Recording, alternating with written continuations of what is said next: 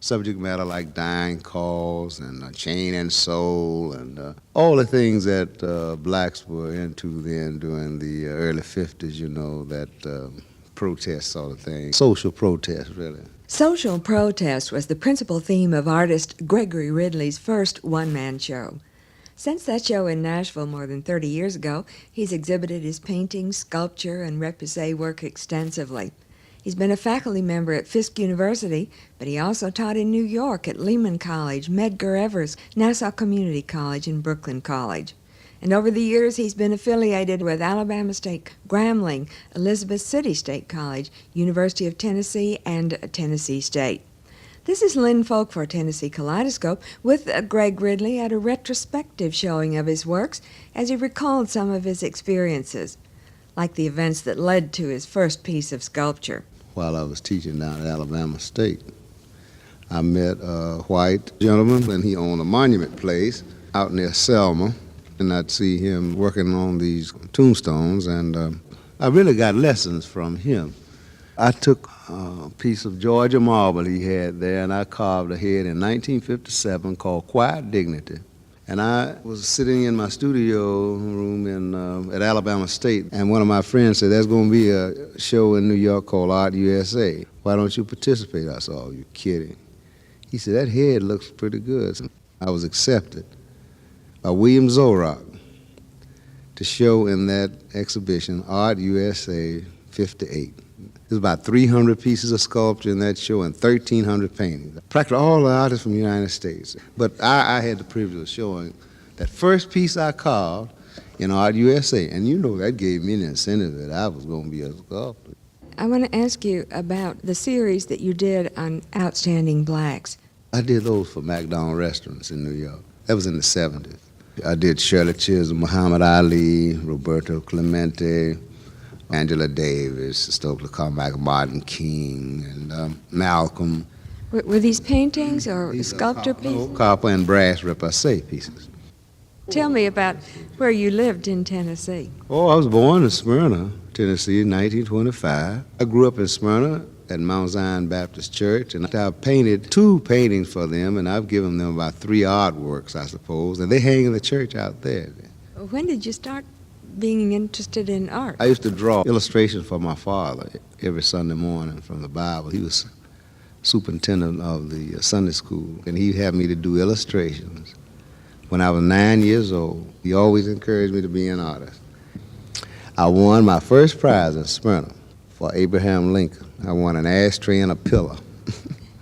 Your early paintings, you said, were reflecting protest and the social scene the way it was then. How have your paintings changed? To some degree, by us melting into the situation and becoming part of the American mainstream, we have not been forced to, but we find other avenues for expression. Fear, hate, hope, love, sex, war. Other subject matter has become important. Some of us are happy about it. Some of us are sad about it. But some of us have begun to look at animals. Some of us begin to look at the fowl. Or some of us begin to look at ecclesiastical subject matter. Other religions. Other respect for other peoples. And it's come through in another kind of way. And so I don't limit myself to black subject matter anymore. And sometimes individuals think that most artists are angry, but we like to provoke. And I think most artists are good for that because they're always challenging the status quo and dealing with the unorthodox. Or like we like to deal with the asymmetrical instead of the symmetrical to see if it will work. Sometimes we make it work, and that's the beautiful part about it, when you can make it work in an idea or in a form. Internationally known artist, sculptor, and educator, Tennessee-born Gregory Ridley, who in 1955 was the first black to receive a master's degree in art from the University of Louisville. And recently, that university's alumni magazine featured him in an article entitled Greg Ridley and the Black Experience. This program, Tennessee Kaleidoscope, made possible with the joint support of the National Endowment for the Arts, the Tennessee Arts Commission, and the WPLN Foundation. This is Lynn Folk.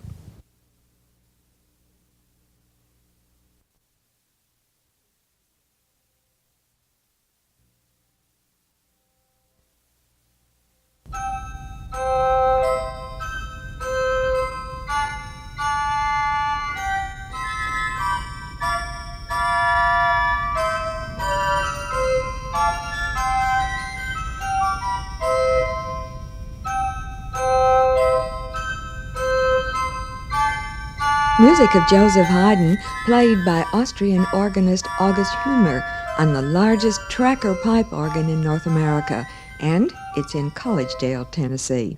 This is Lynn Folk for Tennessee Kaleidoscope with master organ builder John Brombaugh in Collegedale. He's from Eugene, Oregon, and is spending many months installing this tracker organ in Collegedale Church on the campus of Southern College. The organ is 3 stories tall. When completed, it will contain 4,926 pipes and 70 stops. It's built after the fashion of the great organs in Europe in the 16th and 17th centuries. Tracker action just means a mechanical connection between the keyboard and the valves in the wind chest that let the air into the pipes. It's the way organs have been all the way down through time until about the last 100 years, when 19th century type high-tech finally ended up with electrical things available, and people were able to come up with some really ingenious inventions to control the organ with electrical magnet. And of course it looked like a state of progress, but interestingly in the 20th century, beginning back around 1905 with Albert Schweitzer making some discoveries that maybe the old organs were more musical than the new inventions. And it took a long time for that to catch on.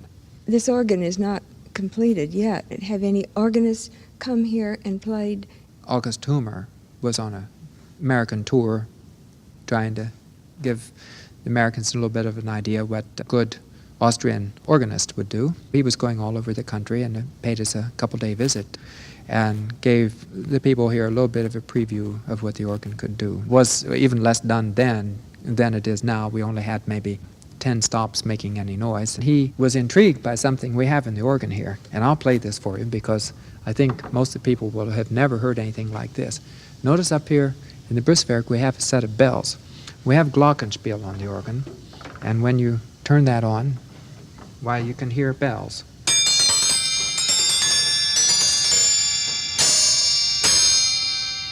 And he added a stop here and like that. The bells are very unusual. In fact, I've never seen anything like this in an organ in America. I got the idea when I was traveling in East Germany in 1980 to see some historic instruments on the other side of the Iron Curtain. And so here was an instrument that had a glockenspiel just about like this, and I thought, gee, we need to try something like this because the Americans need to know what is this. That's a little bit funny to be playing the organ before it's done, you know. And I hope that the people that heard the organ wondered, what's wrong, because it isn't all there. There's lots more things to come. Like, I'll play you another thing here. We have a trumpet. If you listen to these notes, they really sound nice.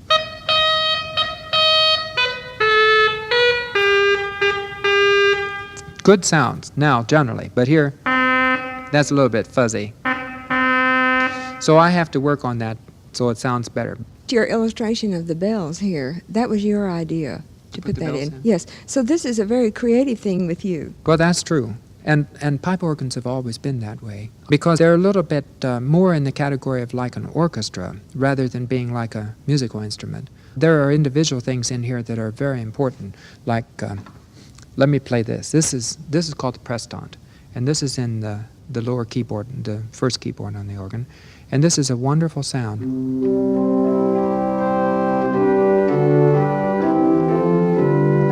Now that's one sound, and it is the very basic thing that an organ's made of. Open pipes, cylindrical, rather narrow scale. It's also the most ancient thing that an organ's made of. This kind of pipe was already made for organs before the year 1000. It's a really, really ancient idea, and it's the basis of what an organ's about. Master organ builder John Brombaugh at his tracker pipe organ, Opus 26, which he's installing on the campus of Southern College in Collegedale, Tennessee. This program, Tennessee Kaleidoscope, made possible with the joint support of the National Endowment for the Arts, the Tennessee Arts Commission, and the WPLN Foundation. This is Lynn Folk.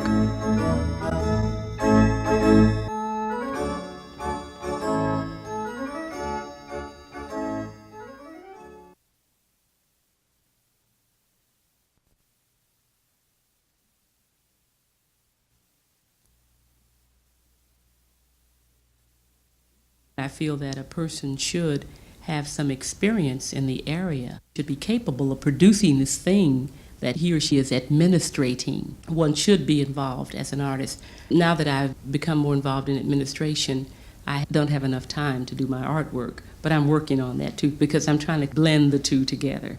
Grace Hampton, Assistant Director of the Expansion Arts Program of the National Endowment for the Arts, is also an artist craftsman specializing in an unusual kind of metal jewelry which incorporates much of the African influence.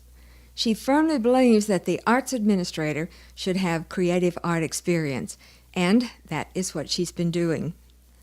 This is Lynn Folk for Tennessee Kaleidoscope with Grace Hampton when she was in Nashville, giving a series of lectures on the expansion of community arts programs and talking about her personal artwork. She lectured at Tennessee State University and at the Afro-American Museum on Monroe Street. I came to Nashville for two reasons. I had been invited by Tennessee State University's art department to do a series of lectures on the community-based programs, the National Endowment for the Arts, and my own personal work. I am a jeweler. That's my first area. I'm in arts administration now, and I'm on leave from my job as head of the art department at Jackson State University. But first of all, I see myself as an artist, as a jeweler. I make copper jewelry. It's rather different because I start with huge sheets of copper, and these sheets are hammered into various shapes, and they're usually very large ornamental pieces. Too large to wear? As a matter of fact, that's the first thing I had to do when I started my lecture at the university. I had to say to people, I don't have on anything I made. Usually the pieces are very large, ornamental pieces of sculpture that are worn, not just a ring or a pair of pearl earrings. But I do breastplates, huge pieces that cover the chest and that may hang all the way beyond the waist, and huge belts, that are more like body ornaments than just a belt to hold your skirt in place. And people actually wear these. Interestingly enough, I'm the only one who wears them. No, there are a lot of people who wear this kind of jewelry now because the bold jewelry is very popular. But what I feel about my jewelry, the unique part of it, is that when they're not being worn, such as a breastplate, it becomes a wall hanging. And it looks as if it is a large piece of sculpture because it is figurative in the sense that although it is a breastplate, the configuration is that of a face, of a large mask, and an African mask at that, because I look to Africa for quite a bit of the inspiration for my work. These must be very heavy pieces also. Not really. They may be heavy in terms of everyday jewelry, but I use thin sheets of copper, and they're not heavy because of the way they're designed, so that they don't rest on the neck hanging, but they fit over the shoulders so that the weight is distributed equally. You have your regular job, but where does this fit into your life? My life has almost been like building up to some of the things that I'm doing now professionally. I was trained as a professional artist at the School of the Art Institute in drawing and painting. I took enough courses in order to qualify to teach public school. I taught public school and then started to work on my master's degree after 5 years. And while writing my thesis, I thought, well, I'll just take another course because I had all the coursework out of the way. I took a jewelry course and realized that I was a better craftsman than a painter. So I've been working as a jeweler. I've been in any number of exhibits around the country, and some of my work appears in some textbooks and private collections.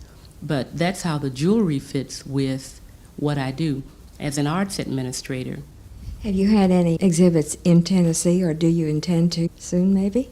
I've been close. I've been in Mississippi, and just before I moved to Washington, I was head of the art department at Jackson State University and a member of the Mississippi Craftsmen's Guild, and I did a lot of exhibiting with the organization in Mississippi.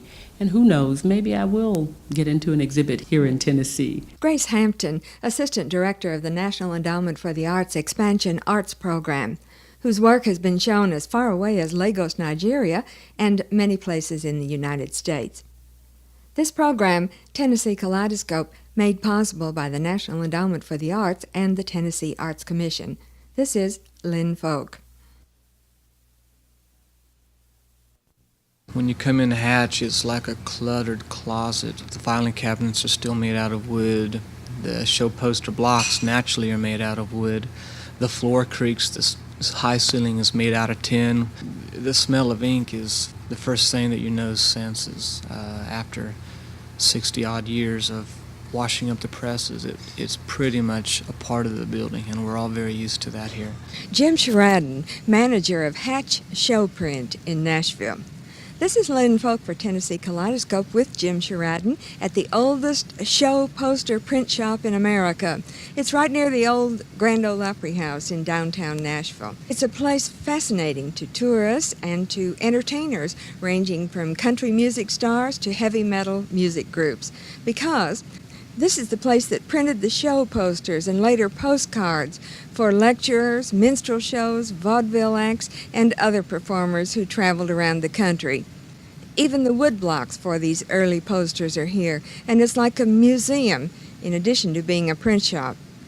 Although Hatch Showprint was established in the 1870s here in Nashville, it's been in this location since 1925. Will Hatch came down from Wisconsin in the late 1870s and started the printing business. What made Hatch more special than other print shops was that it specialized in show poster and music industry printing. At that early date, entertainment had much more of a need for bill printing and show poster printing with the extensive vaudeville minstrel shows that passed through the Southeast in those days. So this wasn't just advertising entertainment in Nashville. It was advertising all over the South, I guess, and probably wherever these entertainers appeared. It's hard to tell where Hatch posters go. We have what I would call semi-extensive records of the jobs and the locations that they were sent out to. Say, for instance, the Silas Green vaudeville show that passed through here. We do have records of perhaps a show in Selma, Georgia, or Birmingham, Alabama. Do you sell these old posters and do you collect them here? With our extensive collections of old show posters done first by Hatch, we simply recreate them from the original type and from the original wood blocks. What's your oldest postcard and what's the newest one? And then I want to ask you about the old posters, the oldest one that you can recall. I think the oldest postcard is the bestseller. It's the Elvis Presley, and the newest one I think would be postcard from 1965 featuring the Shirelles in cowboy hats and hot pants with toy guns tied around their legs. As for the show posters, that ties in directly with the history of the shop. The first job for Hatch Showprint was a flyer several years ago for Henry Ward Beecher. His daughter wrote Uncle Tom's Cabin, and we feel that it ties directly in with Tennessee's history, with Hatch Showprint history, and with the history of American civilization. Was that an appearance here in Nashville by Beecher? It was not only appearance by Beecher in Nashville, it was at the Grand Opera House, which I'm sure now is called the Grand Ole Opry, in 1879 in July. The poster itself, I can read it to you verbatim. Grand Ole Opera House, tonight, lecture, Reverend Henry Ward Beecher, subject, Reign of the Common People, Paquette and dress circle, $1, family circle, $1, and colored box, 50 cents. And we have the exact same type for us to reproduce this poster as well. I see just hundreds and hundreds of posters all over the walls and papers everywhere, and it just really looks like an old-time working place. We invite people to come down and have a look at us. Here we are, Hatch Showprint. And what again is your address here in Nashville? 116 4th Avenue North, and I'd like to stress that we feel it's very appealing to everybody from an interior decorator to a graphic art printer. Jim Sheraden, manager of Hatch Showprint. This program, Tennessee Kaleidoscope, made possible with the joint support of the National Endowment for the Arts, the Tennessee Arts Commission, and the Nashville chapter of the Tennessee Society of Certified Public Accountants. This is Lynn Folk. And it's been largely a gutsy thing where we just went in and said, we're doing this and we want you to see us because there's not anything else like it in the world. And we, of course, are chartered as the official dance ambassadors for the state of Tennessee. These ambassadors, young dancers, at present 23 of them, are members of the Tennessee Children's Dance Ensemble, which was created in 1981 by its artistic director, Dr. Dorothy Floyd. It's based in Knoxville, and because it is based in Knoxville, most of the ensemble members come from that area. But membership is open to all dancers in Tennessee who meet age and training requirements and who are accepted after auditions held in January of each year. This is Lynn Folk for Tennessee Kaleidoscope with Judy Robinson, board member of the Children's Dance Ensemble, as we talked after a performance by the group at the statewide Conference on the Arts. Tennessee Children's Dance Ensemble is the only professional modern dance company made up exclusively of children in the world. They range in age from 8 to 15, and most of them, when we get them, they of course have had training, good modern dance training. Is it all modern dance? All modern dance. It's strictly a classical modern dance company. We don't do any ballet, we don't do any jazz, it's straight modern dance. But in order to do this, I'm assuming that they've had to have some kind of ballet training. They are required at the home-based school, which is Dancer's Studio in Knoxville. They take ballet every week. They take modern dance classes every week. They do have, of course, that background in the ballet. But as far as performance goes, we are a modern company. You performed here at the Tennessee Arts Conference in Nashville, and I know that you've performed around the state and outside of the state, too. We performed 39 times last year. We have had 2 out-of-state tours in North Carolina. We went to Duke University for 3 days. When you have this great distance, your people coming from great distances, and you're preparing for something, say, to be done in Washington, how do they accomplish the rehearsals? They work as a company, like any other company. They have very strenuous rehearsal schedules. If we're going on tour, it's not uncommon for the dancers to rehearse all day on Saturday, all day on Sunday, and then, of course, every week they are involved with dance anywhere from the least amount being 6 hours all the way up to 20 to 30 hours a week, in addition to going to school full-time. These are just ordinary special children.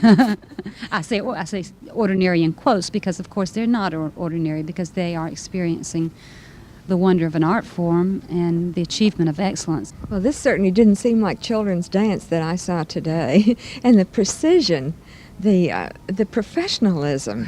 Well, you know, I laugh when you say that, because usually when you say children's dance, you immediately think what we call toe tap and baton recitals, with miles of pink chiffon and tutus and batons and the whole awful mess.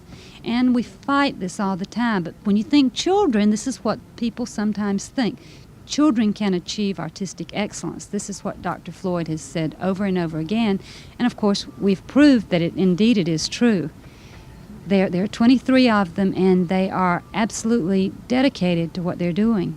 And they are inspired, and they are inspiring. And the community support has been phenomenal. The merchants in and around just the Knoxville area have just opened their hearts to us, and people see them, and just like you saw this morning, they're in tears, and they say, they're beautiful. That, you know, we want to support this. And it's wonderful, because it makes every other art form more appreciated. Oh, let me tell you one other thing. The governor has been very supportive of these dancers. As I told you before, they are chartered as the official dance ambassadors, and he gave them a certificate of appreciation for what they are doing for Tennessee, and showing that Tennessee is more than just clogging and folk dance. That's all great, and I'm for that, but this is an art form that is unique, and it's the only thing like it in the world. Judy Robinson of Knoxville, an attorney and board member of the Tennessee Children's Dance Ensemble. The Tennessee Children's Dance Ensemble of Knoxville will perform in Washington, D.C. for the State Department Organization of American States Inter-Americana Children's Congress. This program, Tennessee Kaleidoscope, made possible with the joint support of the National Endowment for the Arts and the Tennessee Arts Commission. This is Lynn Folk.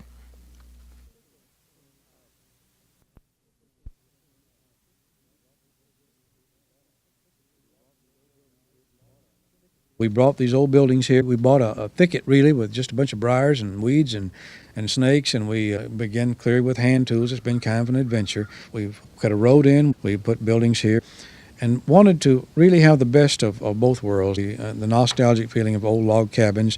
At the same time, we have the modern conveniences tucked away in the kitchens and in the bathroom and all the things that everybody else has. But one thing we never, ever forget is that it's only possible because we have people who like our work and who pay their money for it. And so as artists, we recognize that we're beholden to people who purchase what we do. We have the opportunity of doing something very unique, living in a unique place, doing something that we enjoy tremendously. But without the support of people who enjoy this, it wouldn't be possible. Almost 20 years ago, Lee and Dolores Roberson decided to leave the city and relocate on land in a hollow on the edge of the Smoky Mountains near Townsend, Tennessee. They left their jobs with the Chattanooga Advertising Agency and began doing what they had always hoped to do as artists, depicting the scenery and wildlife around them. Among their accomplishments, the official poster for the 50th anniversary of the Smoky Mountains National Park and the official art print commemorating that event. Articles about their art and lifestyle have appeared in many publications. They've been subjects of TV programs, and thousands of visitors come each year to drive down the narrow, winding road to the reconstructed log cabins, which are shop, studio, and home for the Robersons. This is Lynn Folk for Tennessee Kaleidoscope as I talked with Lee Roberson on the front porch of one of the cabins in this beautiful rustic setting. We figure something like 10,000 people a year come up this one-lane road, and most of them are a little breathless because they're not sure they can get back out again. But they all seem to survive. I tell them that out of 10,000 people a year, we probably don't lose more than half a dozen people. And they're supposed to be encouraged by that. Some of them are not. Well, you'll just have me here permanently if I don't make it, and I wouldn't mind at all. I know that you did the official poster for the 50th anniversary. My wife did the official poster for the Great Smoky Mountains 50th anniversary. I did the official art print, and she used my art print as a portion of her poster. And it's been one of the biggest projects we've ever been involved in. Got to meet a lot of interesting people, the governors of some states and some very influential people. It's been really exciting. You do your painting here in your studio. My wife and I, of course, are both artists, and we do two different types of things. She does wildlife, animals and flowers and that sort of thing. And I do landscapes, basically. Now, we do overlap on types of still lifes, but we work in different mediums. We work in oils and watercolors, occasionally in acrylic, and various mediums, sort of depending on what the subject requires. And how did you happen to come here? I grew up here. If you're familiar with Cades Cove here in the National Park, my grandparents lived there. Dolores is from northern Georgia, Dalton area. But you ask how we happened to do this. It's been a planned thing since I was a child. This is what I always wanted to do. And we both, when we met 23, 25 years ago, were very much in accord on the type of thing that we enjoyed. And so it was a natural thing for us to do. And we've done it step by step as a part of a plan. And you were in advertising before you came here. I was an art director with an advertising agency, and that's how Dolores and I met. I ran an item in the classified section of the newspaper looking for an illustrator for my department, and she answered the ad. And so in order to save on advertising cost, I just kept her. And you chose to be here in this setting rather than in the city with an advertising agency. Yes, we both were pointing toward this for a very long time, and we had to sort of phase out the advertising portion of it and phase this part in because you have to have some reputation to be able to make a livelihood in this business of fine arts. So it was a matter of time. We had a freelance art business doing work for various advertising accounts even after we moved here, which was phased out as we were able to make our fine arts a larger part of our income. And of course they have been for some years now, and that's been totally what we do. But it was very good to us. Advertising art was a good discipline for any artist, I think, and certainly was for us, and helped us pay the bills until we could do what we really wanted to do. Lee Roberson, whose painting Wild Heritage was the official commemorative art print for the 50th anniversary of the Smoky Mountain National Park. This program, Tennessee Kaleidoscope, made possible with the joint support of the National Endowment for the Arts, the Tennessee Arts Commission, and the WPLN Foundation. This is Lynn Folk.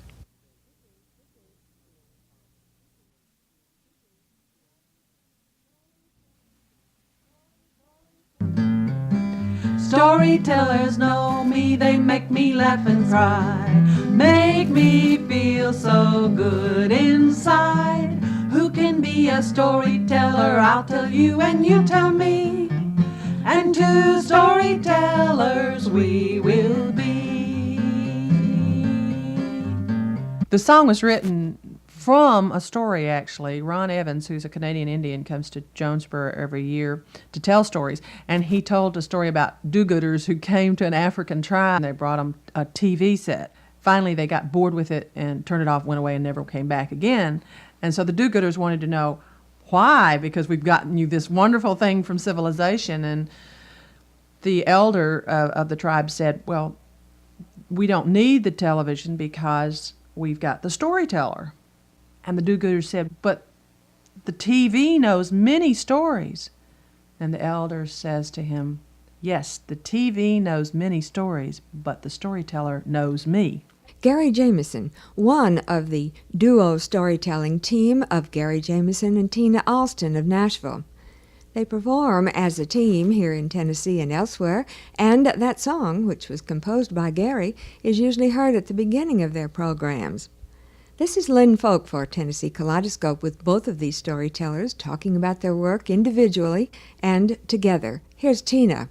One of the things I think Gary and I feel very strongly about is that we want to come across as storytelling performers, but also as teachers of storytelling, that what we do isn't that esoteric, that everybody else can't do it in their own way. How long have you both been doing this? 8 years for me. I started when I was over in West Tennessee. I was a Head Start consultant, and one day I was actually working in the Church of Alex Haley as a youth, and the stories in that church and in those people were probably far more stimulating to young children than a lot of the exercises and scripted programs that you do with young children. The most thrilling place for me to tell stories was the International Garden Festival in Liverpool. I knew how hard it was to tell stories outside and in a festival setting where you've got hundreds of people milling around, but I found a real reception there. People were crazy about Nashville, and so anything that connected to Nashville they saw as valid. Gary, I've seen you perform a number of times here in Nashville and tell stories.